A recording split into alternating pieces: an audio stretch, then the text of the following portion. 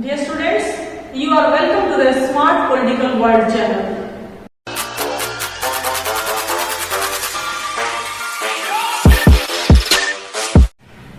Dear students, आज की अपनी वीडियो सीरीज में हम सुप्रीम कोर्ट पर चर्चा करेंगे, जिसे भारत का शीर्ष न्यायालय, उच्चतम न्यायालय, अपेक्स कोर्ट भी कहते हैं, जिसका वर्णन भारत के संविधान में भाग 5 में आर्टिकल 124 से लेकर 147 तक किया गया है। तो डियर स्टूडेंट्स, आज हम सुप्रीम कोर्ट के बारे में विस्तृत रूप से चर्चा करेंगे, जिसमें हम सुप्रीम कोर्ट की कंपोजिशन, उसकी संरचना एवं गठन तथा न्यायाधीशों की नियुक्ति, उनकी योग्यताएं तथा उनको पद से हटाए जाने की प्रक्रिया और साथ ही सुप्रीम कोर्ट की क्या क्या कार्य एवं शक्तियां हैं, उन सब के बारे में विस्तार से चर्चा करने वाले हैं। तो आइए समझते हैं सुप्रीम कोर्ट।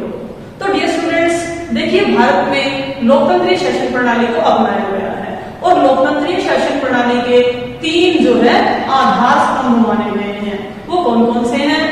सबसे पहले विधानपालिका, फिर कार्यपालिका तथा तीसरा न्यायपालिका। ये 3 आधार स्तंभ हैं और वैसे तो चौथा आधार स्तंभ भी माना जाता है, जो कि है स्वतंत्र प्रेस। लेकिन यहाँ आज हम भारत की जो शासन व्यवस्था है उसके तीसरे आधार स्तंभ यानी कि न्यायपालिका, जिसमें सुप्रीम कोर्ट आता है, उसके बारे में अध्ययन करने वाले हैं।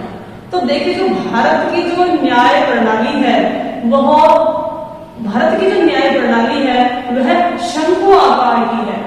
यानी कि भारत में जो एक न्यायालय की स्थापना की गई है, भारत में जो शीर्ष है उसके ऊपर एक सुप्रीम कोर्ट की स्थापना की गई है, जो कि पूरे देश के लिए एक ही है। यह सबसे बड़ा न्यायालय है, सबसे शीर्ष न्यायालय है, इसे अपेक्स कोर्ट भी कह देते हैं। ये पूरे भारतवर्ष के लिए एक ही है। इसके बाद दूसरे स्तर पर जो भारत में जितने भी राज्य हैं उनके लिए हाई कोर्ट की स्थापना की गई है और हाई कोर्ट की जो संख्या है वो इस समय 25 है। यानी कि जो छोटे छोटे राज्य हैं उनमें 2 या 2 से अधिक राज्यों के लिए एक हाई कोर्ट की व्यवस्था की गई है तथा अन्य बड़े बड़े राज्यों में अलग से एक हाई कोर्ट स्थापित किया गया है। इसके बाद प्रत्येक जिले में भी भारत में जिला न्यायालयों की स्थापना की गई है और इन जिला न्यायालयों को दोनों प्रकार के मामले सुनने का अधिकार दिया गया है, जिसमें सिविल मामले भी आते हैं तथा आपराधिक मामले भी आते हैं। दीवानी मामलों को सिविल मामले कहते हैं। और इसके लिए जो जिला न्यायालय में जो न्यायाधिकारी होता है उसे जिला एवं सत्र न्यायाधीश के नाम से जानते हैं। जब वो दीवानी मामलों की सुनवाई करता है तो उसे जिला न्यायाधीश कहते हैं तथा आपराधिक मामलों की सुनवाई करता है तो उस समय उसे सत्र न्यायाधीश के नाम से जाना जाता है।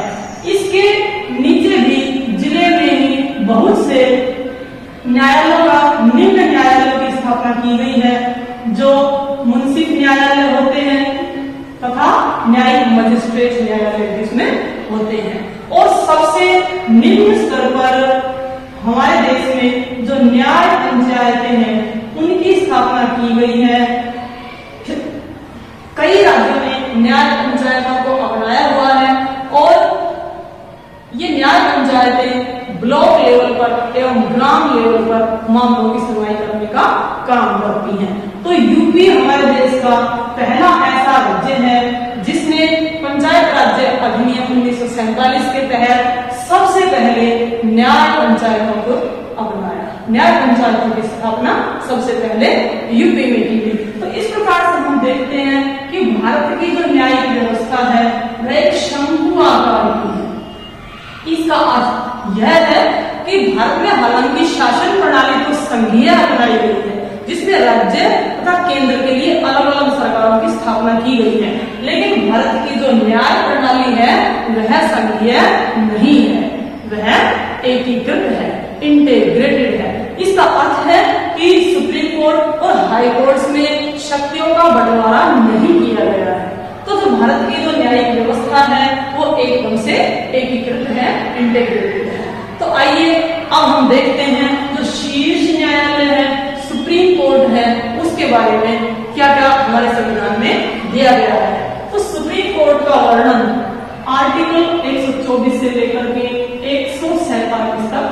किया गया है।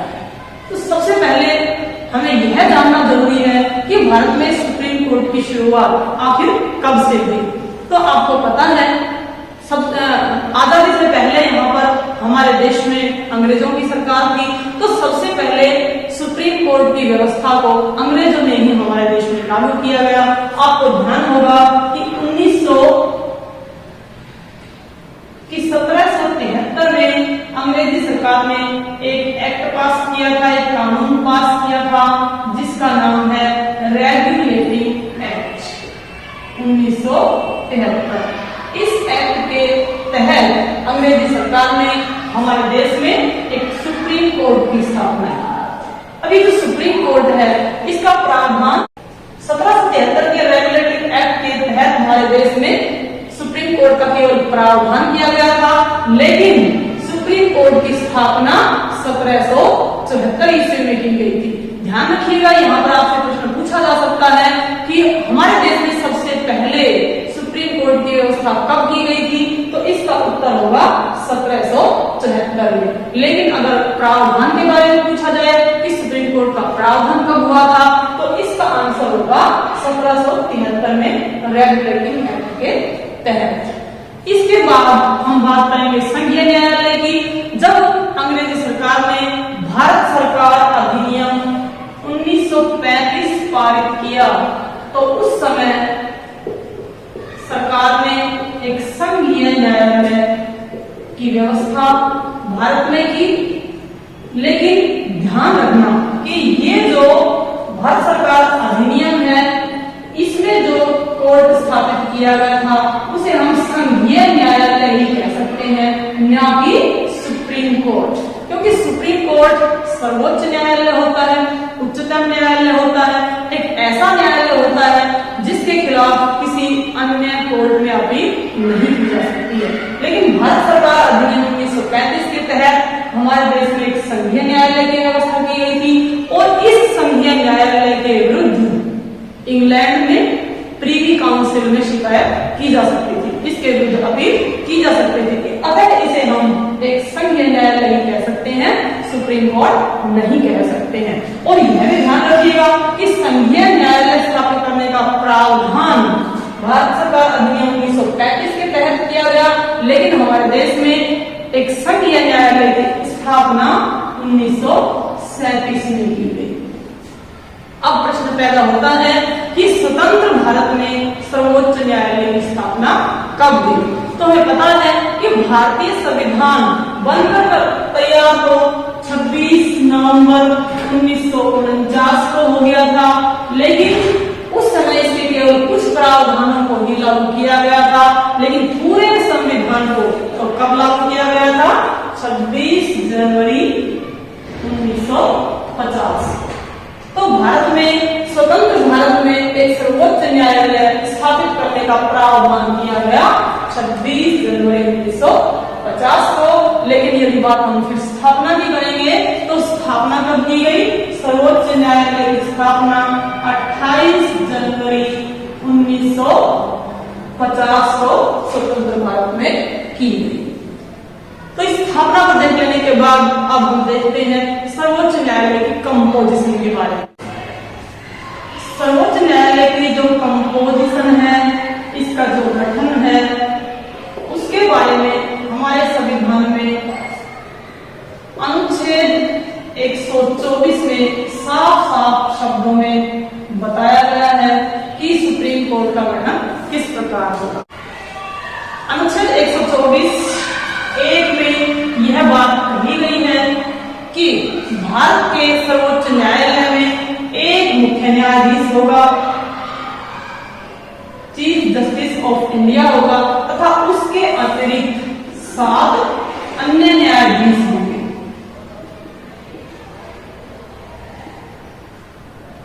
तो उस समय हमारे देश में सुप्रीम कोर्ट में टोटल 8 न्यायाधीशों की व्यवस्था की गई थी, जिसमें एक चीफ जस्टिस ऑफ इंडिया यानी कि सर्वोच्च न्यायालय का मुख्य न्यायाधीश तथा 7 अन्य न्यायाधीश। लेकिन आपको यहाँ पर यह बात भी ध्यान रखनी है कि सर्वोच्च न्यायालय के न्यायाधीशों की संख्या तथा सर्वोच्च न्यायालय का क्षेत्राधिकार तथा सर्वोच्च न्यायालय के न्यायाधीशों के वेतन एवं सेवा शर्तों में परिवर्तन करने का, संशोधन करने का जो अधिकार है वो किसके पास है? भारतीय संसद के पास है। संसद जब चाहे तो समय समय पर आवश्यकता के अनुसार सुप्रीम कोर्ट के न्यायाधीशों की संख्या में बढ़ोतरी कर सकती है, इसके क्षेत्राधिकार में भी परिवर्तन कर सकती है। तो हमारी संसद ने समय समय पर सुप्रीम कोर्ट के न्यायाधीशों की संख्या में वृद्धि की है। सबसे पहले संसद ने अपने इस अधिकार का प्रयोग 1956 में किया। सर्वोच्च न्यायालय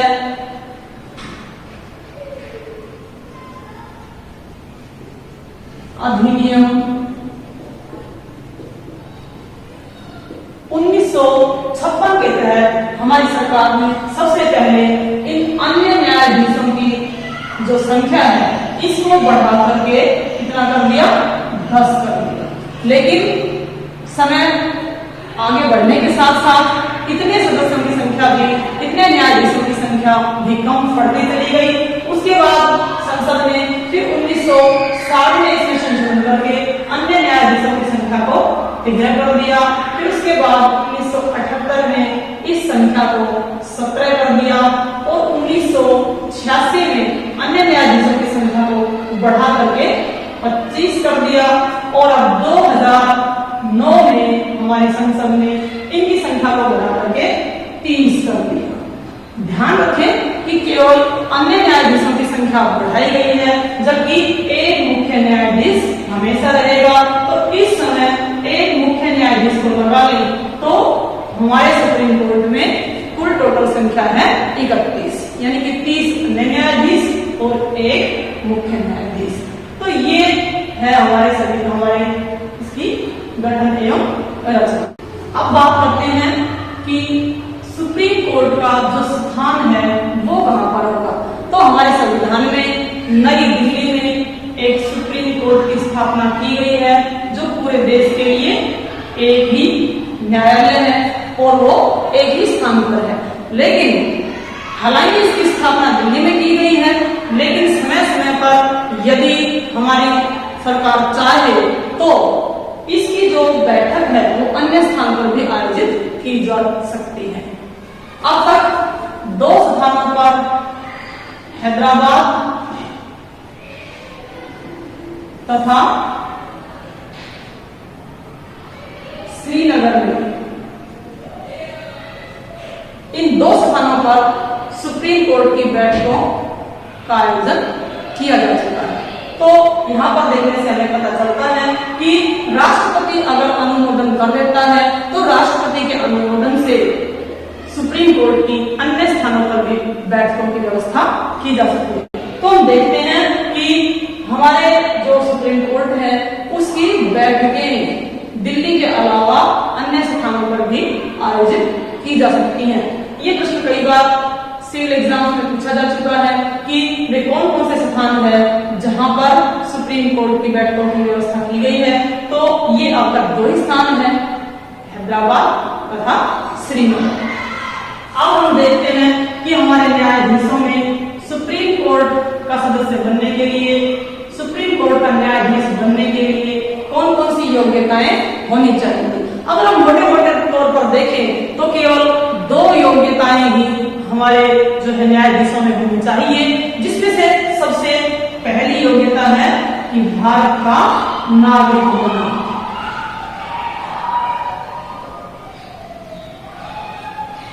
सुप्रीम कोर्ट का जज बनने के लिए व्यक्ति को भारत का नागरिक होना जरूरी है और इन योग्यताओं का वर्णन अनुच्छेद 124 के भाग 3 में किया गया है। और दूसरी जो योग्यता है वो कौन सी है कि सुप्रीम कोर्ट का जज बनने के लिए हाई कोर्ट का 5 वर्ष तक जज का एक्सपीरियंस, जज बनने का अनुभव होना चाहिए।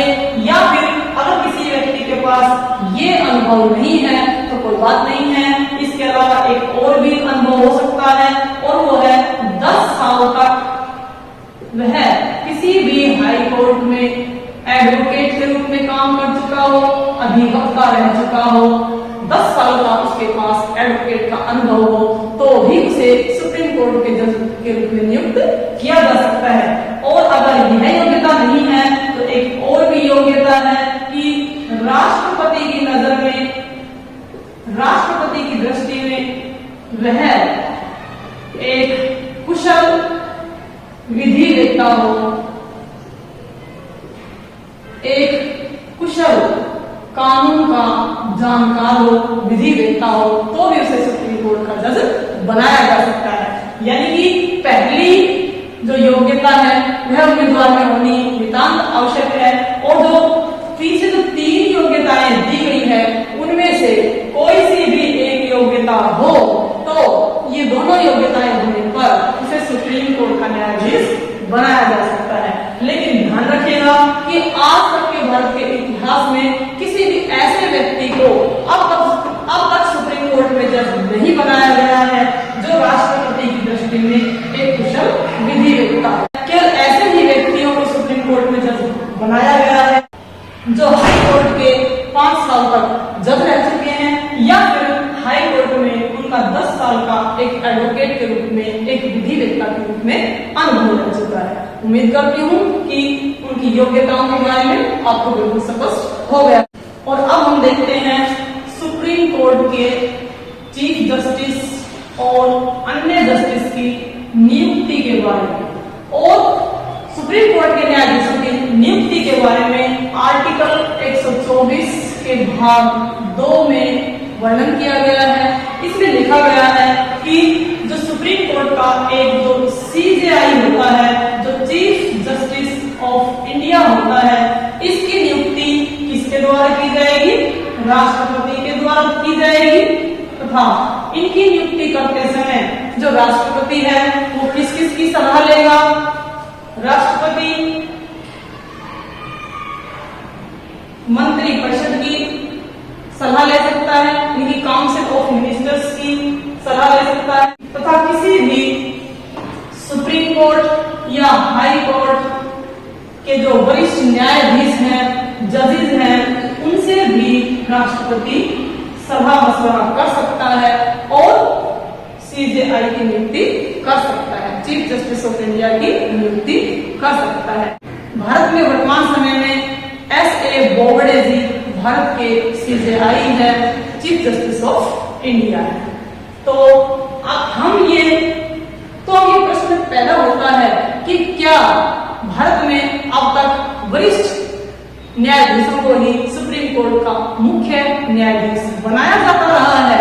तो देखिए, अगर हम अपना इतिहास उठा करके देखें तो पता चलेगा कि 1950 से लेकर के और 1973 तक यह व्यवस्था पूर्ण रूप से हमारे देश में लागू थी कि केवल और केवल जो वरिष्ठतम न्यायाधीश होते हैं उनको ही सुप्रीम कोर्ट का चीफ जस्टिस बनाया जाता रहा है।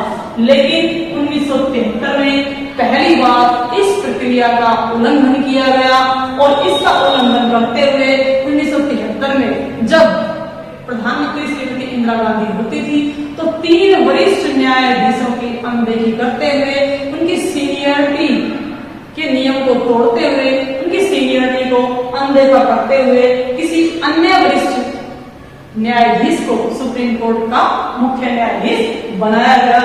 तो उन जो 3 न्यायाधीश थे, वरिष्ठतम न्यायाधीश थे, जिनकी अनदेखी की गई, वो कौन कौन थे? उसमें J.M. शैलेट जी शामिल थे और उनके अलावा K.S. हेगड़े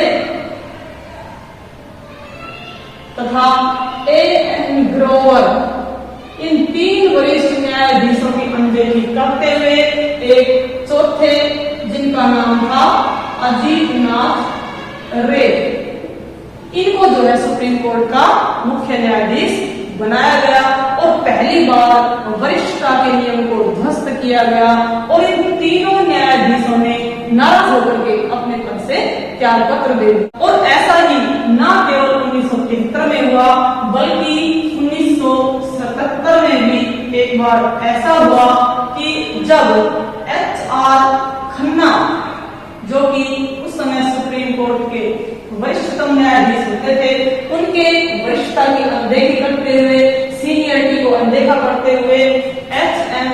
बैनर्जी को भारत के सर्वोच्च न्यायालय का मुख्य न्यायाधीश नियुक्त किया गया।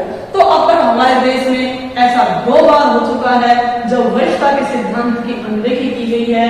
अदरवाइज सीजेआई की नियुक्ति करते समय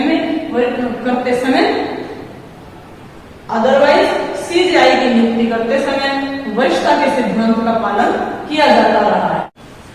जब इन तीनों न्यायाधीशों ने अपनी वरिष्ठता के सिद्धांत की अनदेखी होने पर त्याग पत्र दे दिया, तब जो है विधि आयोग ने अपनी एक रिपोर्ट में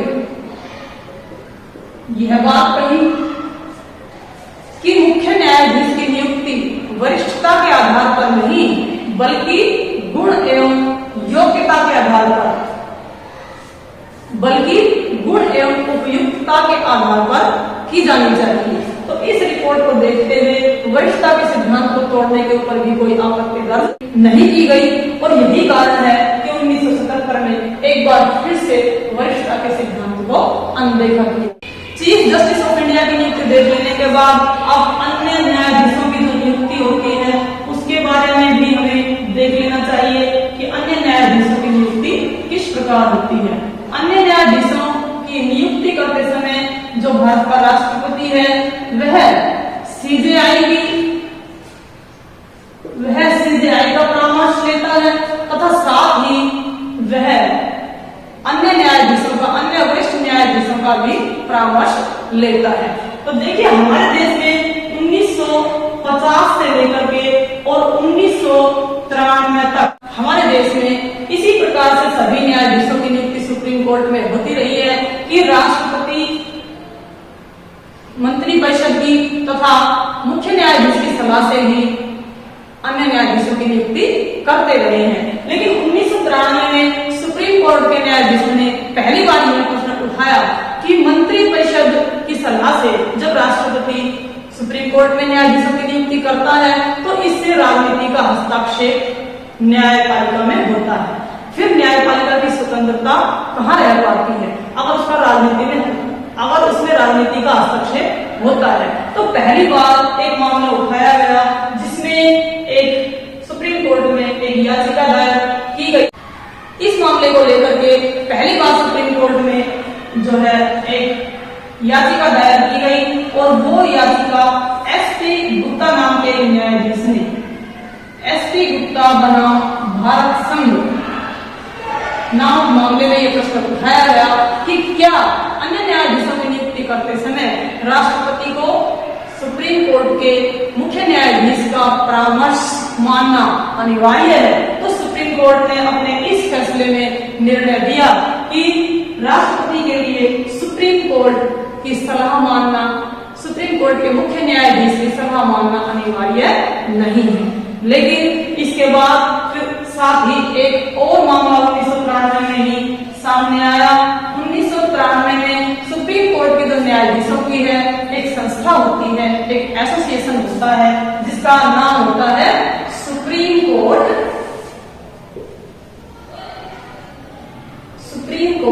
एडवोकेट्स एसोसिएशन। तो इस एसोसिएशन में और बनाम भारत संघ ने एक मुकदमा सुप्रीम कोर्ट में डाला और सुप्रीम कोर्ट से यह पूछा कि क्या राष्ट्रपति के लिए सुप्रीम कोर्ट के मुख्य न्यायाधीश की सलाह को मानना जरूरी है। तब सुप्रीम कोर्ट ने अपने ही फैसले को पलट दिया और उसने कहा कि सुप्रीम कोर्ट के मुख्य न्यायाधीश की सलाह को मानना राष्ट्रपति के लिए अनिवार्य है। इसी समय स्टूडेंट्स एक नई व्यवस्था का जन्म हुआ और उस नई व्यवस्था को कहते हैं कॉलेजियम व्यवस्था, कॉलेजियम सिस्टम कहते हैं। अब इस कॉलेजियम सिस्टम के अंतर्गत क्या था कि एक तो भारत का जो सीजेआई है और उसके अतिरिक्त 4 अन्य न्यायाधीशों से परामर्श करने के पश्चात ही राष्ट्रपति सुप्रीम कोर्ट में जजों की नियुक्ति कर सकता था। तो ये कॉलेजियम व्यवस्था अस्तित्व में आई। कई स्टूडेंट्स के मन में ये प्रश्न उठता होगा कि कॉलेजियम सिस्टम क्या है। तो 4 न्यायाधीशों तथा एक मुख्य न्यायाधीश का जो ग्रुप है उसको मिलाकर ही कॉलेजियम सिस्टम कहते हैं। जब ये कॉलेजियम राष्ट्रपति को सलाह देता है तो उसमें जो है उसी सलाह के आधार पर राष्ट्रपति न्यायाधीशों की नियुक्ति करता है। लेकिन आर्टिकल 143 में यह बात भी लिखी हुई है कि अन्य न्यायाधीशों की नियुक्ति करते समय राष्ट्रपति जब मुख्य न्यायाधीश की सलाह लेते हैं तो वो अन्य न्यायाधीशों की सलाह लिए बिना जब राष्ट्रपति को सलाह देते हैं तो क्या यह अनिवार्य है? तो इसमें सुप्रीम कोर्ट ने कहा कि सुप्रीम कोर्ट का जो मुख्य न्यायाधीश है उसको अन्य न्यायाधीशों से भी सलाह करना अनिवार्य है और इसमें नियुक्ति करते समय 2 जजेस की तथा ट्रांसफर करते समय, स्थानांतरण करते समय 4 जजेस की लिखित में सलाह लेना अनिवार्य है। तो स्टूडेंट्स उसके पश्चात इसमें फिर से कुछ परिवर्तन हुए। सन 2013 में मनमोहन सिंह सरकार ने 120वां संवैधानिक संशोधन संसद में प्रस्तुत किया। लोकसभा में सबसे पहले इस बिल को प्रस्तुत किया गया तथा कॉलेजियम व्यवस्था को समाप्त करने के लिए बात कही गई। तो स्टूडेंट्स आपको पता है कि जो मनमोहन सिंह सरकार थी वो मई 2014 में विघटित हो गई थी, उसका कार्यकाल कंप्लीट हो गया था। तो उसके पश्चात फिर जो है ये बिल भी समाप्त हो गया। फिर आई मोदी सरकार और मोदी सरकार ने 2014 में ही 121वां संवैधानिक संशोधन बिल लोकसभा में प्रस्तुत किया और इस कॉलेजियम व्यवस्था को, कॉलेजियम सिस्टम को समाप्त कर दिया। कॉलेजियम व्यवस्था की समाप्ति के बाद एक नई व्यवस्था हमारे देश में लाई गई और उस नई व्यवस्था का नाम है एनजैक सिस्टम। ये एनजैक सिस्टम क्या है, इसकी फुल फॉर्म क्या है? एनजैक की फुल फॉर्म है नेशनल जुडिशियल अपॉइंटमेंट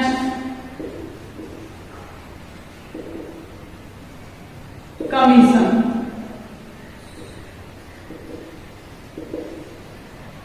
ये जो एनजैक सिस्टम है इसमें 6 सदस्य शामिल थे और उन 6 सदस्यों में कौन कौन शामिल है, किन किन से मिलकर के ये कमीशन बनता है, इसके बारे में देखिए। सबसे पहले तो इसमें जो भारत का सीजेआई है, चीफ जस्टिस ऑफ इंडिया है, वह शामिल है और दूसरे नंबर में इसमें जो है जो सुप्रीम कोर्ट है उसके 2 वरिष्ठतम न्यायाधीश या 2 वरिष्ठतम जजेस को भी इसमें जो है शामिल किया जाता है। और इसके अलावा तीसरे नंबर पर जो विधि मंत्री है वह एनजैक के एक पदेन सदस्य के रूप में इसमें शामिल होता है। और नंबर 4 2 विधि विशेषज्ञ को भी इसमें शामिल किया गया है जो कि विधि के मामले में एक्सपर्ट है। तो इन 6 सदस्यों को मिलाकर के हमारे देश में एनजैक की व्यवस्था की गई। अब सुप्रीम कोर्ट में किसी भी न्यायाधीश की नियुक्ति से पहले जो राष्ट्रपति है वह एनजैक से परामर्श करने के बाद ही नियुक्त करने लगा। लेकिन गाइस इस एनजैक को भी 2015 में सुप्रीम कोर्ट में चुनौती दी गई और यह चुनौती किसने दी? चुनौती सुप्रीम कोर्ट के उन्हीं एडवोकेट्स ऑन रिकॉर्ड्स एसोसिएशन ने दी तथा इसकी समाप्ति की मांग की।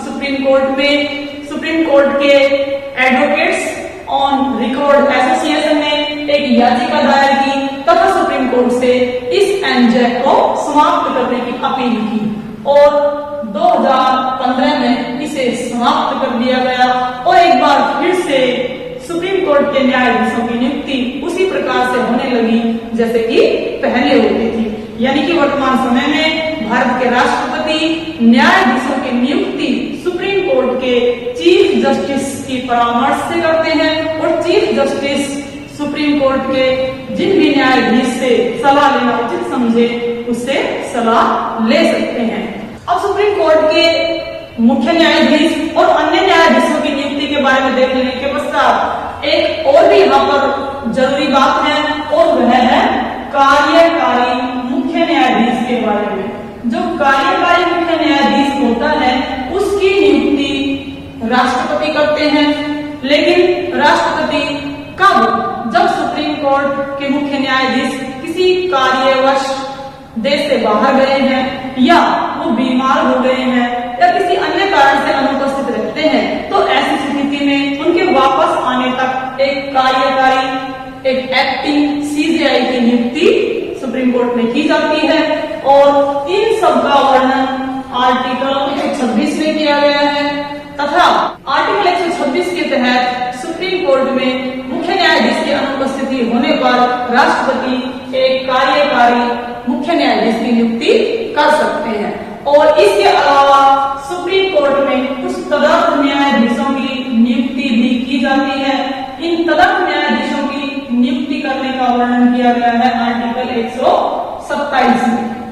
आर्टिकल 127 में हमारे संविधान में बताया गया है कि जब सुप्रीम कोर्ट के सत्र का आयोजन करना हो और उस समय उसमें न्यायाधीशों की संख्या कंप्लीट नहीं हो, पूरी नहीं हो, तो ऐसे समय में हमारे संविधान के अनुसार सुप्रीम कोर्ट में कुछ तदर्थ न्यायाधीशों को नियुक्त करने की व्यवस्था की गई है। इन तदर्थ न्यायाधीशों की नियुक्ति भारत का जो चीफ जस्टिस होता है वह राष्ट्रपति की पूर्व अनुमति से करता है। ऐसे समय में सुप्रीम कोर्ट से जो जजेस रिटायर्ड हो चुके हैं, उन रिटायर्ड न्यायाधीशों से भी सुप्रीम कोर्ट का तदर्थ न्यायाधीश बनने की अपील की जा सकती है। और जो रिटायर्ड न्यायाधीश होते हैं उनसे अपील की जाती है। इसका वर्णन किया गया है आर्टिकल 128 में। और आर्टिकल 127(2) में यह भी लिखा हुआ है कि जब तदर्थ न्यायाधीश सुप्रीम कोर्ट में काम करते हैं तो उनको सेम वही वेतन, भत्ते, सेवा शर्तें, विशेष अधिकार तथा अन्य अधिकार मिले होते हैं जो कि सुप्रीम कोर्ट के न्यायाधीश को मिलने चाहिए। तो इस प्रकार से तदर्थ न्यायाधीशों का वर्णन भी आर्टिकल 127 में किया गया है। और अब हम देखते हैं न्यायाधीशों की पदावधि के बारे में, इनके टेन्योर के बारे में। तो डियर स्टूडेंट्स, आपको पता ही है कि जो सुप्रीम कोर्ट के न्यायाधीश हैं वो 65 वर्ष की आयु तक अपने पद पर रहते हैं। यहाँ पर आप लोगों को कंफ्यूज होने की बिल्कुल भी जरूरत नहीं है, क्योंकि इनका कार्यकाल 4 वर्ष, 5 वर्ष या 6 वर्ष नहीं है। इनका वर्ष में निर्धारित करके इनके कार्यकाल को इनकी आयु के अनुसार बनाया गया है। यानी कि आयु 65 वर्ष की होने के बाद भी किसी जज को सुप्रीम कोर्ट से रिटायर किया जाता है। इसके अलावा यदि कोई जज चाहे तो वह अपनी स्वेच्छा से राष्ट्रपति को संबोधित करते हुए त्याग पत्र भी दे सकता है। सुप्रीम कोर्ट के जजेस को हटाने की जो प्रक्रिया है उसका वर्णन हमारे संविधान के आर्टिकल 124(4) में किया गया है। इसमें साफ साफ शब्दों में बताया गया है कि सुप्रीम कोर्ट के जजेस को हटाना इतना आसान प्रक्रिया नहीं है। डियर स्टूडेंट्स, आपको मालूम होना चाहिए कि भारत के इतिहास में अब तक एक भी न्यायाधीश को हटाया नहीं गया है, क्योंकि इनको हटाने की प्रक्रिया बहुत ही कठिन है, बिल्कुल आसान नहीं है। और इनको जो ये हटाने का जो अधिकार है, जो रिमूवल की जो प्रोसेस है, ये रिमूवल का अधिकार दिया गया है भारत की संसद को। हमारी संसद को सुप्रीम कोर्ट के न्यायाधीशों को और हाई कोर्ट के न्यायाधीशों को हटाने का अधिकार है। लेकिन किस आधार पर? न्यायाधीशों को हटाने के केवल 2 ही आधार हैं, और वो आधार कौन कौन से हैं? पहला है कदाचार तथा दूसरा है असमर्थता। केवल इन 2 आधारों को छोड़कर के अन्य किसी आधार पर भी न्यायाधीशों को उनके पद से नहीं हटाया जा सकता। यदि आप बात करोगे यहाँ पर संविधान का उल्लंघन करने पर, तो बिल्कुल नहीं, क्योंकि संविधान का उल्लंघन करने पर न्यायाधीशों को जो हटाने की बात है वो हमारे संविधान में कहीं भी नहीं लिखी गई है, बल्कि कदाचार और असमर्थता के आधार पर ही उनको उनके पद से हटाया जाएगा। अब बात कर लेते हैं कि किस प्रकार से न्यायाधीशों को उनके पद से हटाया जाता है। देखिए, उनको हटाने का जो प्रस्ताव है वो संसद के दोनों सदनों में से किसी भी सदन में लाया जा सकता है। चाहे तो उसे पहले लोकसभा में लाया जा सकता है। अगर लोकसभा में प्रस्ताव लाया जाता है तो लोकसभा के 100 सदस्यों के द्वारा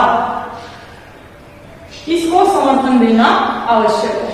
और यदि राज्यसभा में लाया जाता है तो राज्यसभा में भी कम से कम 50 राज्यसभा के सदस्यों के द्वारा, सांसदों के द्वारा इसे अपनी अनुमति प्रदान करना जरूरी है। अब मान लीजिए किसी न्यायाधीश के खिलाफ प्रस्ताव को लोकसभा में लाया जाता है तो पहले तो लोकसभा के 100 सदस्य उसको समर्थन देंगे। उसके पश्चात जो लोकसभा का स्पीकर है उसको स्वीकार करने से पहले एक और जांच कमेटी का गठन करता है। उस जांच कमेटी में 3 सदस्य होते हैं जो कि विशेषज्ञ होते हैं विधि के, और वो उक्त न्यायाधीश पर लगाए गए आरोपों की जांच करते हैं। और यदि जांच कमेटी उन आरोपों को सही पाती है तो फिर लोकसभा का स्पीकर उस प्रस्ताव को स्वीकार कर लेता है और फिर लोकसभा के सदन में और फिर लोकसभा में एक निश्चित दिन उस पर मतदान होता है, उस पर चर्चा होती है। इससे पहले लोकसभा में यह चर्चा आरंभ हो, जिस भी न्यायाधीश के खिलाफ शिकायत है, आरोप लगाए गए हैं, उसको 14 दिन पहले इसकी सूचना देना भी आवश्यक है। इस बात को भी आप ध्यान में रखिए। और जब लोकसभा में ये प्रक्रिया चलती है तो लोकसभा में उपस्थित एवं मतदान करने वाले सदस्यों के 2/3 बहुमत से उस प्रस्ताव का पास होना जरूरी है। और जब लोकसभा में 2/3 बहुमत से उपस्थित व मतदान करने वाले सदस्य इसके पक्ष में होते हैं तो यह वहां से पास हो जाता है और पास होने के बाद हो जाता है राज्यसभा में। राज्यसभा में भी सेम वही प्रक्रिया अपनाई जाती है। वहां पर भी राज्यसभा के उपस्थित एवं मतदान करने वाले सदस्यों के 2/3 बहुमत से ही प्रस्ताव का पास होना अनिवार्य है। और जब इन दोनों सदनों में से प्रस्ताव पारित हो जाता है तो फिर उसे राष्ट्रपति की अनुमति के लिए भेजा जाता है। और जब राष्ट्रपति उसे अपनी अनुमति प्रदान कर देते हैं तो न्यायाधीश को हटा हुआ माना जाता है। लेकिन डियर स्टूडेंट्स, आपको पता होना चाहिए कि आज तक हमारे देश में इस प्रक्रिया से किसी भी न्यायाधीश को नहीं हटाया गया है। लेकिन हाँ, हम आपको ऐसे उदाहरण भी देंगे कि ऐसे 2 मामले अब तक हमारे देश के इतिहास में हुए हैं कि जब ये प्रक्रिया उनके खिलाफ चलाई गई है या उनके ऊपर आरोप लगाए गए हैं। तो सबसे पहला जो उदाहरण है वो रामास्वामी नामक जस्टिस का है, न्यायाधीश का है। और यह मामला 1991 का है। 1991 में रामास्वामी जज के ऊपर वित्तीय अनियमितता के आरोप लगाए गए और उनके खिलाफ इस मामले को लोकसभा में लाया गया। लेकिन डियर स्टूडेंट्स, जब लोकसभा में मतदान हुआ तो कांग्रेस पार्टी ने मतदान में भाग नहीं लिया, जिसके कारण यह मामला वहीं पर समाप्त हो गया। इस प्रकार से ये मामला आगे नहीं चल सका। और दूसरे उदाहरण में हम ले सकते हैं जो कोलकाता के हाईकोर्ट के जस्टिस हैं जिनका नाम है सौमित्र सेन। सौमित्र सेन के खिलाफ भी यह मामला 2011 में लाया गया। 2011 में उनके ऊपर भी इसी तरह के आरोप लगाए गए और उनके खिलाफ यह मामला राज्यसभा में लाया गया। लेकिन राज्यसभा में पास होने के पश्चात जब यह मामला लोकसभा में जाने वाला था तो वहां पर पहुंचने से पहले ही सौमित्र सेन जी ने अपने पद से इस्तीफा दे दिया। अतः उनके खिलाफ भी यह मामला पास नहीं हो सका। इस प्रकार हम देखते हैं कि भारत में न्यायाधीशों को हटाने की जो प्रक्रिया है वह बड़ी ही जटिल है। न्यायाधीशों की पदावधि को देख लेने के पश्चात अब हम उनके पद की शपथ के बारे में चर्चा कर लेते हैं। न्यायाधीशों को अपने पद की जो शपथ है वह राष्ट्रपति के समक्ष लेनी पड़ती है। ये प्रत्येक न्यायाधीश राष्ट्रपति के समक्ष अपने पद की शपथ लेता है और इसका वर्णन हमारे संविधान की अनुसूची 3 है उसमें स्पष्ट रूप से किया गया है। ध्यातव्य है कि न्यायाधीशों की शपथ तथा कंप्ट्रोलर एंड ऑडिटर जनरल अनुसूची 3 में किया गया है। अगर हम आर्टिकल की बात करें तो आर्टिकल 124 के भाग 6 में इसका वर्णन किया गया है। और शपथ के बाद देखते हैं न्यायाधीशों के वेतन एवं भत्ते। सुप्रीम कोर्ट के मुख्य न्यायाधीश और न्यायाधीशों को बहुत ही हैंडसम सैलरी प्रदान की जाती है ताकि वो किसी प्रकार के लोभ लालच में न पड़े और शांतिपूर्वक अपना कार्य कर सके, अपने पद के साथ न्याय कर सके। तो वर्तमान समय में जो भारत का मुख्य न्यायाधीश है उनको 2,80,000 रुपए मासिक वेतन के रूप में दिए जाते हैं तथा जो अन्य न्यायाधीश हैं उनको 2.5 लाख रुपए मासिक वेतन दिया जाता है। इस मासिक वेतन के अलावा उनको बहुत सारे भत्ते भी प्रदान किए जाते हैं, जैसे कि उनको एक सरकारी आवास या बंगलो कह लीजिए, बहुत बड़ा बंगलो उनको प्रदान किया जाता है जिसमें वो परिवार सहित अच्छे तरीके से रह सकते हैं तथा अपने सेवानिवृत्ति के 2 साल बाद तक भी वो उस बंगलो में रह सकते हैं। इसके अलावा उनको एक सरकारी गाड़ी भी प्रदान की जाती है और 5 सुरक्षा कर्मी भी उनकी हिफाजत के लिए सरकार की तरफ से दिए जाते हैं। उनको अपने मासिक खर्चे के लिए जैसे बिजली का बिल, पानी का बिल, लॉन्ड्री का बिल इत्यादि सब कुछ सरकार की तरफ से प्रदान किया जाता है। और ये स्टूडेंट्स 1976 से न्यायाधीशों को रिटायर होने के पश्चात पेंशन की व्यवस्था भी की गई है। तो इस प्रकार हम देखते हैं कि न्यायाधीशों को एक हैंडसम सैलरी दी जाती है तथा उनको बहुत सारे वेतन एवं भत्ते भी प्रदान किए जाते हैं। साथ ही यह भी जान लीजिए कि इनके जो वेतन होते हैं वो भारत की संचित निधि पर भारित होते हैं। संचित निधि में से न्यायाधीशों को वेतन दिया जाता है। और एक पॉइंट और भी आपको ध्यान रखने की जरूरत है कि इनकी सेवा काल के दौरान न्यायाधीशों के वेतन में किसी प्रकार की कोई कटौती नहीं की जा सकती है या कोई अलाभकारी परिवर्तन नहीं किया जा सकता है। हाँ, लेकिन हमारे देश में आर्टिकल 360 के अंतर्गत यदि वित्तीय आपात लागू हो तो ऐसी स्थिति में इनके वेतन को जरूर काटा जा सकता है, लेकिन ऐसा भी हमारे देश में अब तक एक बार भी नहीं हुआ है क्योंकि भारत में आर्टिकल 360 के तहत आपातकाल अभी तक लागू नहीं हुआ है। तो इन सब चीजों को देखने के पश्चात न्यायाधीशों के वेतन एवं भत्ते का वर्णन संविधान के आर्टिकल 125 में किया गया है। इन सब बातों को देख लेने के पश्चात अब हम देखते हैं न्यायाधीशों के कार्य क्षेत्र के बारे में कि इनको कौन कौन से कार्य एवं शक्तियां प्रदान की गई है। तो डियर स्टूडेंट्स, जो उच्चतम न्यायालय है वह हमारे देश का सबसे उच्च न्यायालय है, यानी कि उससे बड़ा और कोई न्यायालय नहीं है, वो अंतिम अपील का न्यायालय है। तो उसको विस्तृत रूप से हमारे संविधान में बहुत सारी पावर्स दी गई है। वो हमारे संविधान की रक्षा करता है, नागरिकों के मौलिक अधिकारों की रक्षा करता है, उसे न्यायिक पुनर्विलोकन का भी अधिकार है तथा वह राष्ट्रपति को परामर्श देने की शक्ति भी रखता है। साथ ही साथ सुप्रीम कोर्ट एक अभिलेख न्यायालय के रूप में भी कार्य करता है। तो आइए इन सबको पॉइंट वाइज देख लेते हैं।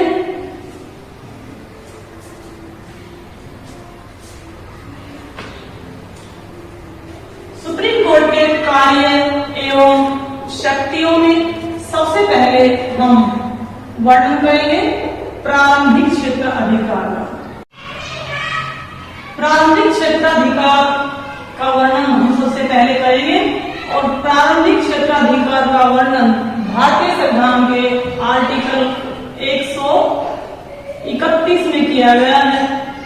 प्रारंभिक क्षेत्राधिकार में वे सभी मामले आते हैं जिनको सीधे सुप्रीम कोर्ट में ले जाया जा सकता है, अर्थात उनको पहले किसी हाई कोर्ट में या अन्य कोर्ट में ले जाने की आवश्यकता नहीं है, बल्कि सीधे सुप्रीम कोर्ट में अपील की जा सकती है। और इसलिए इसको हम सुप्रीम कोर्ट का प्रारंभिक क्षेत्राधिकार कह देते हैं। तो वो कौन कौन से मामले हैं जिनको सीधे सुप्रीम कोर्ट में ले जाया जा सकता है? तो डियर स्टूडेंट्स, ऐसे 3 मामले हैं ले जाया जा सकता है। नंबर 1 तो ऐसे विवाद, ऐसे मामले जिसमें एक तरफ तो भारत सरकार हो तथा दूसरी तरफ कोई एक राज्य या अधिक राज्य हो सकते हैं। अगर राज्य और केंद्र सरकार के बीच में ऐसा विवाद होता है तो उनको सीधा सुप्रीम कोर्ट में ले जाया जा सकता है। नंबर 2 ऐसे मामले जिसमें एक तरफ तो भारत या फिर एक या एक से अधिक राज्य भी हो सकते हैं तथा दूसरी तरफ अन्य राज्य, ऐसे विवादों को भी सुप्रीम कोर्ट में सीधा ले जाया जा सकता है। या फिर तीसरे नंबर पर 2 राज्यों के बीच में भी अगर कोई विवाद होता है तो ऐसे विवाद को भी हम सीधे सुप्रीम कोर्ट में ले जा सकते हैं। ऐसे मामलों की सुप्रीम कोर्ट गहनता से जांच करता है तथा जांच के पश्चात निर्णय सुनाता है। यहाँ पर आपके दिमाग में जो वाटर से संबंधित, जो वाटर डिस्ट्रीब्यूशन से संबंधित मामले हैं उनके भी बारे में विचार आपके दिमाग में आ रहा होगा, लेकिन यहाँ पर जो वाटर डिस्प्यूट होते हैं 2 राज्यों के बीच में या 2 से अधिक राज्यों के बीच में, उनको सुप्रीम कोर्ट को सुलझाने का अधिकार नहीं होता है, बल्कि उनके लिए ट्रिब्यूनल्स का गठन किया जाता है। इसके अलावा इस प्रारंभिक क्षेत्राधिकार में एक और बात भी शामिल है जिसको हम समवर्ती क्षेत्राधिकार कह देते हैं। इसको समवर्ती क्षेत्राधिकार इसलिए कहते हैं क्योंकि ये जो मामला है वह मौलिक अधिकारों से संबंधित है। यदि किसी नागरिक के मौलिक अधिकारों का हनन होता है तो ऐसी स्थिति में इस मामले को या तो सुप्रीम कोर्ट में या साथ साथ हाई कोर्ट में भी ले जाया जा सकता है। तो क्योंकि दोनों ही न्यायालयों को मौलिक अधिकारों से संबंधित याचिका सुनने का अधिकार है, इसलिए हम इसे समवर्ती क्षेत्राधिकार कह देते हैं। तो ऐसे में सुप्रीम कोर्ट को आर्टिकल 32 के तहत तथा हाई कोर्ट को आर्टिकल 226 के तहत मौलिक अधिकारों के विरुद्ध याचिका सुनने का अधिकार दिया गया है। और जब ऐसा कोई मामला मौलिक अधिकारों से संबंधित कोर्ट के सामने लाया जाता है तो मौलिक अधिकारों की सुरक्षा के लिए ये दोनों ही कोर्ट्स अपने अपने संबंधित आर्टिकल के तहत 5 रिट्स जारी करते हैं। ये जो 5 रिटें जारी करते हैं उनका वर्णन हमने अपनी एक पीछे अलग से वीडियो बनाई है और उसमें बड़े ही विस्तार से और आसान शब्दों में इन रिट्स का वर्णन किया है, जो कि 5 है, जिसमें से सबसे पहली रिट है उसका नाम है बंदी प्रत्यक्षीकरण यानी कि हबीस कॉर्पस, और जो दूसरी रिट्स है वह है परमादेश यानी कि मैंडेमस। इसी प्रकार से नंबर 3 उत्प्रेषण यानी कि सर्वसम्मति, और नंबर 4 प्रतिषेध यानी कि प्रोहिबिशन, और जो 5वीं रिट है उसका नाम है अधिकार परीक्षा यानी कि को वारंटो। तो ये दोनों ही न्यायालय मौलिक अधिकारों के संबंध में इन 5 प्रकार की रिट्स को जारी करते हैं जिससे मौलिक अधिकारों की सुरक्षा की जाती है। हाई कोर्ट को तो मौलिक अधिकारों की सुरक्षा के लिए सुप्रीम कोर्ट से भी अधिक पावर्स दी गई हैं। तो ये दोनों ही बातें सुप्रीम कोर्ट के प्रारंभिक क्षेत्राधिकार में आती हैं। एक तो जो है ये 3 ऐसे विवाद जो कि भारत सरकार और राज्यों के बीच होते हैं या फिर 2 राज्यों के बीच होते हैं, या फिर एक तरफ भारत सरकार और एक या अधिक राज्य होते हैं और दूसरी तरफ दूसरे राज्य होते हैं। और इसी प्रकार से ये जो मौलिक अधिकारों की सुरक्षा से संबंधित क्षेत्राधिकार है इसे हम समवर्ती क्षेत्राधिकार कह देते हैं। तो इसके बारे में भी सुप्रीम कोर्ट को ये पावर प्रदान की गई है। अपीलीय क्षेत्राधिकार का वर्णन हमारे संविधान के आर्टिकल 132 में किया गया है। इसमें ऐसे मामलों को सुप्रीम कोर्ट में ले जाया जाता है जो हाई कोर्ट में सुने गए ऐसे मामले, ऐसे सिविल मामले जिसमें विधि के महत्व का प्रश्न निहित हो तथा हाई कोर्ट ने ऐसा संज्ञान दिया हो कि यह मामला सुप्रीम कोर्ट में सुनने लायक है, तो ऐसे मामलों को भी सुप्रीम कोर्ट में ले जाया जा सकता है। इसी प्रकार से यदि हाई कोर्ट ने किसी व्यक्ति को मृत्युदंड दिया है तो उसके खिलाफ भी मामला सुप्रीम कोर्ट में सुना जा सकता है। या फिर हाई कोर्ट ने यह कहा हो कि इसमें विधि का कोई महत्वपूर्ण प्रश्न नहीं है, तो ऐसे मामलों की सुनवाई भी सुप्रीम कोर्ट में की जा सकती है। यहाँ पर यह बात ध्यान देने योग्य है कि सुरक्षा बलों से संबंधित कोई भी विशेष मामला सुप्रीम कोर्ट में सुनने लायक नहीं होता है। इस तरह के मामलों की सुनवाई के लिए अलग से सैनिक कोर्ट की स्थापना की जाती है। और तीसरा जो अधिकार क्षेत्र है हमारे सुप्रीम कोर्ट का, वह है परामर्श संबंधी क्षेत्राधिकार। सुप्रीम कोर्ट को राष्ट्रपति को परामर्श देने का अधिकार है और इस क्षेत्राधिकार का वर्णन हमारे संविधान के आर्टिकल 143 में किया गया है। इस आर्टिकल के तहत सुप्रीम कोर्ट को राष्ट्रपति को परामर्श देने का अधिकार है, लेकिन क्या बिना परामर्श मांगे ही सुप्रीम कोर्ट राष्ट्रपति को परामर्श देते हैं? ऐसा बिल्कुल नहीं है, क्योंकि जब राष्ट्रपति को ऐसा महसूस होता है कि ये कोई इस प्रकार का मामला है कि इसमें संविधान से संबंधित कोई बात नहीं है, तो वह सुप्रीम कोर्ट के मुख्य न्यायाधीश से परामर्श मांगता है। और ऐसे समय में जो है आर्टिकल 143 के तहत यदि सुप्रीम कोर्ट आवश्यक समझता है तो ही राष्ट्रपति को परामर्श देता है। वो राष्ट्रपति को मना भी कर सकता है अगर उसको ऐसा महसूस होता है कि उसके परामर्श देने से शांति भंग हो जाएगी या कोई अन्य विवाद खड़ा हो जाएगा, तो सुप्रीम कोर्ट राष्ट्रपति को सलाह देने से इनकार भी कर सकता है। परामर्श संबंधी क्षेत्राधिकार का जो मामला है वो हमारे देश में कनाडा से प्रेरित है, क्योंकि कनाडा में भी सेम यही प्रक्रिया अपनाई गई है, लेकिन संयुक्त राज्य अमेरिका और ऑस्ट्रेलिया को इस प्रकार का कोई अधिकार नहीं है, क्योंकि वहां पर सुप्रीम कोर्ट राष्ट्रपति को सलाह नहीं देते हैं और ना ही राष्ट्रपति सुप्रीम कोर्ट से इस प्रकार की सलाह मांगते हैं। चौथी पावर है अभिलेख न्यायालय। सुप्रीम कोर्ट जितने भी अपने निर्णय देता है उन सब का रिकॉर्ड अपने पास रखता है और जो है उनको एक साक्ष्य के रूप में प्रयोग करता है। यानी कि पहले मान लीजिए 1990 में सुप्रीम कोर्ट ने किसी मामले के बारे में अपना कोई निर्णय दे दिया और 1995 में आगे चलकर उसी प्रकार का कोई मामला सामने आता है, तो ऐसी स्थिति में जो पुराना डिसीजन है, पुराना निर्णय है, उसको साक्ष्य के रूप में प्रयोग किया जा सकता है तथा उससे प्रेरणा लेकर के आगे आने वाले मामले का विवाद का समाधान किया जा सकता है। तो इस प्रकार से जो हमारा सुप्रीम कोर्ट है वह एक अभिलेख न्यायालय के रूप में कार्य करता है और उसके सभी निर्णयों को लिखित रूप से रखा जाता है, उसका रिकॉर्ड कायम रखा जाता है। और इस अभिलेख न्यायालय का वर्णन हमारे संविधान के आर्टिकल 129 में किया गया है। इसके अलावा हमारा जो सुप्रीम कोर्ट है उसे न्यायिक पुनर्विलोकन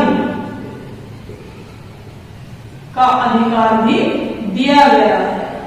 न्यायिक पुनर्विलोकन का जो अधिकार है उसका वर्णन हमारे संविधान के आर्टिकल 137 में किया गया है और इस आर्टिकल 137 के अनुसार हमारा सुप्रीम कोर्ट है उसको न्यायिक पुनर्विलोकन का अधिकार दिया गया है। इसका अर्थ है कि सुप्रीम कोर्ट ने पहले से जो डिसीजन दिए हैं वो उनकी भी समीक्षा कर सकता है, उनमें भी कुछ परिवर्तन कर सकता है तथा साथ ही संविधान की भी व्याख्या कर सकता है। यानी कि संविधान में अगर कोई ऐसी बात लिखी गई है जो वर्तमान समय में प्रासंगिक नहीं है तो उसको संविधान से हटाने का अधिकार भी सुप्रीम कोर्ट को है। और इस प्रकार की पावर को हम कहते हैं न्यायिक पुनर्विलोकन। यानी कि अपने जो निर्णय हैं उनको जो परीक्षण करने की जो शक्ति है, परीक्षण करने की जो पावर है, उसी को हम न्यायिक पुनर्विलोकन कह देते हैं। तो इस प्रकार से हमने देखा कि सुप्रीम कोर्ट को बहुत अधिक पावर हमारे संविधान के अनुसार दी गई है, क्योंकि यह हमारे देश का अपेक्स कोर्ट है, उच्चतम न्यायालय है। इसके साथ ही जब हमने सुप्रीम कोर्ट के कार्य एवं शक्तियों को, पावर्स को देख लिया है, तो हमें इसके जो न्यायाधीश हैं उनकी कुछ उन्मुक्तियां तथा प्रतिबंधों के बारे में भी देख लेना चाहिए। सुप्रीम कोर्ट के न्यायाधीशों को क्या अनुमतियां प्रदान की गई है, इनका वर्णन हमारे संविधान के आर्टिकल 121 में किया गया है। उन्मुक्तियों के तहत सुप्रीम कोर्ट के न्यायाधीशों ने न्यायालय में क्या आचरण किया है, उनके आचरण के ऊपर संसद में किसी प्रकार की चर्चा नहीं की जा सकती है। लेकिन अगर न्यायाधीशों के ऊपर उनको हटाने संबंधी प्रक्रिया चल रही है तो ऐसी स्थिति में उस न्यायाधीश के आचरण के ऊपर चर्चा की जा सकती है। तो ये उन्मुक्ति न्यायाधीशों को प्रदान की गई है। साथ ही साथ उनके ऊपर कुछ प्रतिबंध भी लगाए गए हैं, और वो प्रतिबंध कौन से हैं? इस प्रतिबंध का वर्णन आर्टिकल 124 के भाग 7 में किया गया है, और इसमें साफ शब्दों में लिखा गया है कि न्यायाधीशों को रिटायर होने के पश्चात किसी निम्न कोर्ट में या अन्य कोर्ट में कार्य करने की अनुमति नहीं है। तो किसी प्राधिकारी के समक्ष या किसी अन्य न्यायालय के समक्ष फिर से कार्य करने की अनुमति प्रदान नहीं की गई है। तो ये उनके ऊपर स्पेशल प्रतिबंध भी लगाया गया है। लेकिन सुप्रीम कोर्ट के न्यायाधीशों को कुछ स्वतंत्रताएं भी प्रदान की गई है ताकि वो निसंकोच और पूरी स्वतंत्रता के साथ और पूरे विश्वास के साथ अपने कर्तव्यों का वहन कर सके। इसके लिए उनको कुछ स्वतंत्रताएं भी प्रदान की गई हैं। तो वो कौन कौन सी स्वतंत्रताएं हैं? देखिए, सबसे पहले तो हम ये कहेंगे कि जो सुप्रीम कोर्ट के न्यायाधीश होते हैं उनकी नियुक्ति राष्ट्रपति के द्वारा की जाती है, और राष्ट्रपति नियुक्ति करते समय सुप्रीम कोर्ट के मुख्य न्यायाधीश की सलाह लेते हैं, और जो सीजेआई हैं वो अन्य न्यायाधीशों की सलाह लेते हैं। तो कहने का तात्पर्य यह है कि न्यायपालिका को कार्यपालिका से बिल्कुल स्वतंत्र रखा गया है, उसमें राजनीति का किसी प्रकार का कोई हस्तक्षेप नहीं है। और दूसरी बात हम करें, सुप्रीम कोर्ट के न्यायाधीश होते हैं, उनके वेतन एवं भत्ते भारत की संचित निधि पर भारित होते हैं, और संचित निधि पर भारित होने का मतलब है कि उनके जो वेतन और भत्ते हैं उनके ऊपर संसद में चर्चा तो की जा सकती है, लेकिन उनके ऊपर मतदान नहीं किया जा सकता। तो ये एक सुप्रीम कोर्ट के न्यायाधीशों की बड़ी स्वतंत्रता है। इसके अलावा उनको जो रिमूवल करने की, जो हटाने की प्रक्रिया है वो बहुत ही जटिल है, यानी कि न्यायाधीशों को आसानी से उनके पद से हटाया नहीं जा सकता है। इसके अलावा उनका जो कार्यकाल है वह बहुत ही लंबा है, यानी कि सुप्रीम कोर्ट के न्यायाधीशों को 65 वर्ष तक अपने पद पर कार्य करने की अनुमति है, जो कि एक बहुत ही लंबा कार्यकाल है।